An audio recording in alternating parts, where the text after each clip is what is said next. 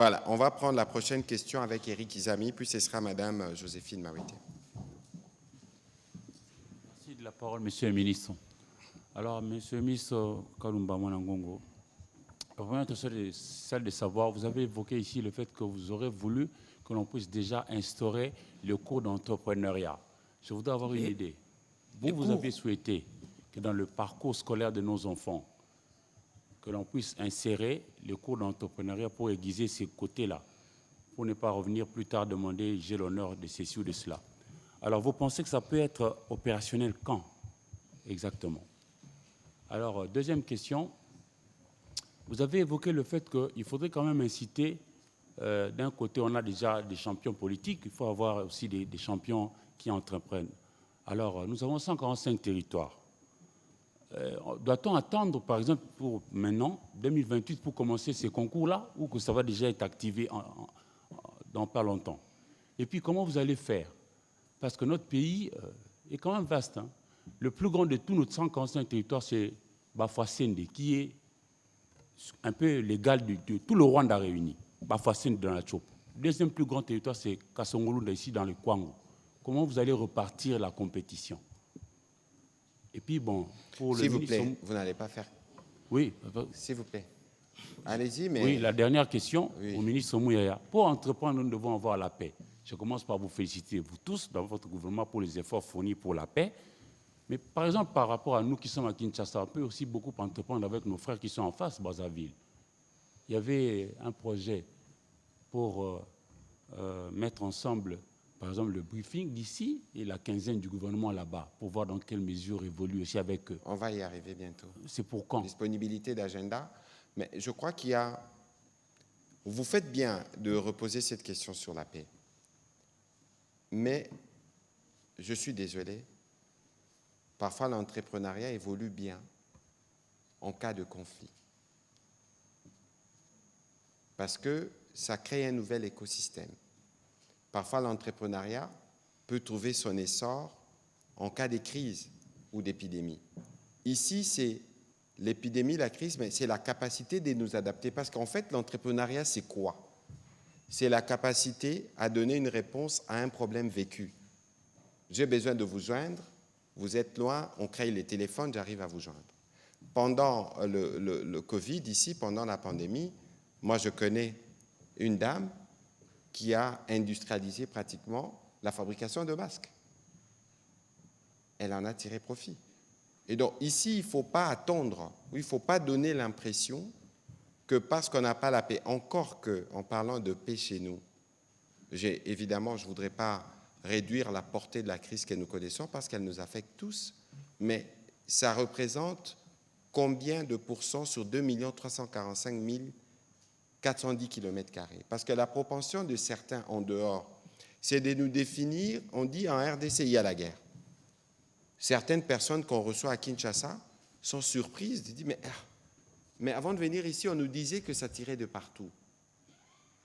C'est pour ça que justement, dans le travail que nous faisons sur le narratif, nous insistons beaucoup sur les faits que la RDC, comme le ministre l'a décrit tout à l'heure, mais c'est le réservoir de toutes les ressources du monde, si je peux m'exprimer ainsi. Et les Congolais doivent être le premier à développer une intelligence qui leur permette de tirer profit de ce qu'ils ont. Et donc, ce n'est pas le fait que nous ayons cette crise que nous avons dans l'Est qu'on va s'y refuser ou on va se dire ce n'est pas le milieu qu'il faut pour aller investir. Je voudrais donner un exemple d'un investissement en temps de crise, en temps de Covid. On ne sortait pas de la maison, mais on savait où nous procurer les masques. Et donc ici, c'est justement faire cet appel à l'intelligence, comme le président de la République le disait tout à l'heure, des Congolais, cette capacité à observer. Regardez comment Facebook a été créé, regardez comment Uber a été créé, regardez comment i5 a été créé, pour ceux qui de ma génération se souviennent encore, mais c'est des jeunes étudiants sur les sites universitaires. Et donc il faut qu'on essaye simplement de pousser plus loin nos réflexions dans la compréhension de nos problématiques et d'être en mesure de proposer des solutions. Ici, il y a un accompagnement. On parlait tout à l'heure de capacitation, d'accès au crédit, d'accès au marché. Mais le point des départs, avant même d'arriver à tout ça, c'est d'avoir une idée, d'avoir une initiative. Et puis plus tard, le ministre a parlé des incubateurs. Donc les incubateurs servent à quoi? Aujourd'hui, on a remarqué, parce que moi-même, j'étais un peu, comme député, je suivais un peu les questions d'entrepreneuriat, mais on n'a peut-être pas toujours la culture de partager les risques.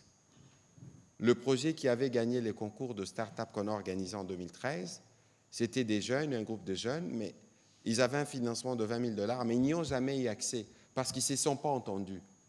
Ils disent non, moi je dois avoir 40%, c'était mon idée. Mais dans ce que le ministre a dit, dans la capacitation, c'est aussi cette capacité qu'on vous donne de travailler en groupe, de prendre les risques ensemble. Vous vous dites, nous sommes tous des professionnels des médias, pourquoi on ne créerait pas une plateforme qui nous permettrait, par exemple, de communiquer 24 heures sur 24. Donc ici, il faut enlever de la tête des compatriotes que lorsqu'on n'a pas de paix, encore que ça ne touche pas tous les territoires nationaux, qu'on ne peut pas investir, qu'on ne peut pas entreprendre. Il faut considérer, Amédée posait la question tout à l'heure, que chacun des défis que nous avons est une opportunité d'enrichissement. Voilà, Monsieur le ministre.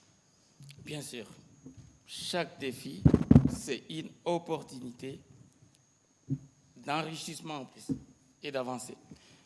Monsieur le ministre, pour vous relayer, le cours d'entrepreneuriat qui va être instauré, je pense que depuis 2021, on travaillait déjà sur ce programme-là d'insertion des cours d'entrepreneuriat. Et aujourd'hui, je pense qu'il ne reste plus quelques fenêtres pour que ce soit effectif. Pour moi, c'est vraiment parmi les mesures qui sont là, à court, moyen terme, ça doit se faire. D'ailleurs, sur les tableaux, si je ne m'abuse, c'est à court, moyen terme. Donc, ce n'est pas pour longtemps. Champion politique, entrepreneur, comment ça va se passer, le pays est vaste et tout ça. Est-ce que nous sommes plus vastes que la Chine?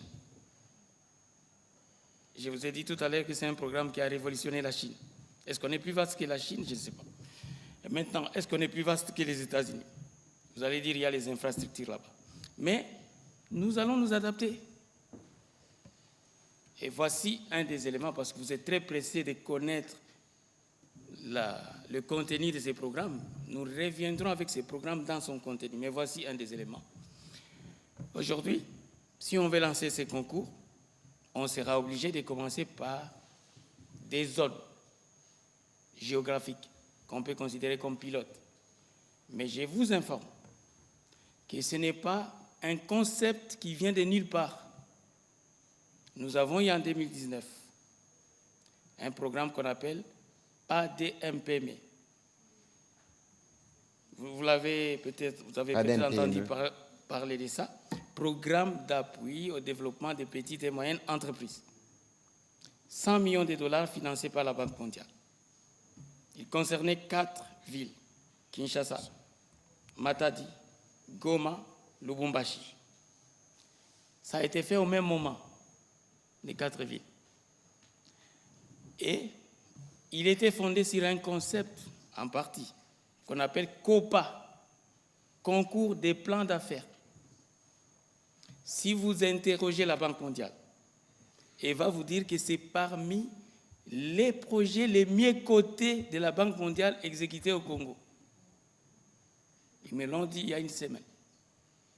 C'est pour ça que les PADMPME a donné lieu à un autre projet qui est en cours maintenant, le projet Transform, qui s'occupe de l'autonomisation des femmes. 300 millions de dollars.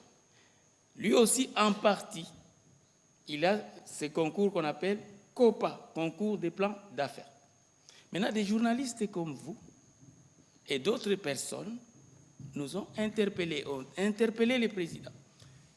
COPA, Transform, c'est 13 localités.